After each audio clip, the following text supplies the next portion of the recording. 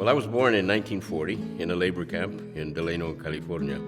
The fact that it was a farm labor camp was important because we were, in fact, migrant farm workers. I was born into a family that was used to traveling all over the state.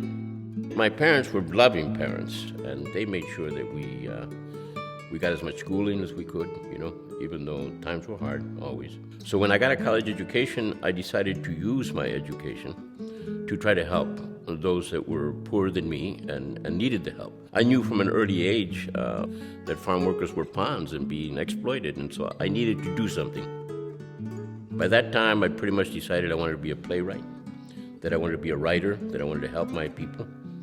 And so I went to Cesar Chavez and I pitched him an idea for a theater of, by, and for farm workers.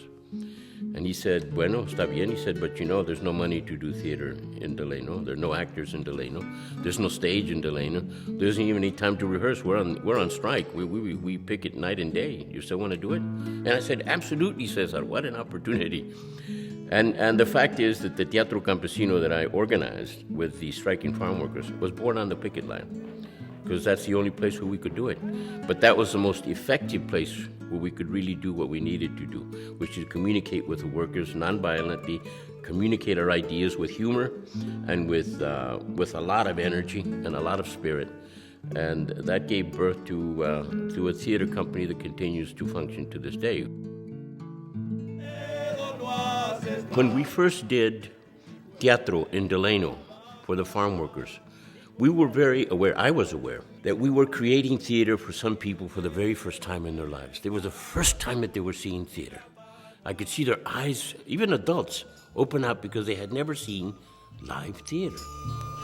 We are El Teatro Campesino, the farm workers' theater of Delano, of the Great Strike, of the Chicano movement.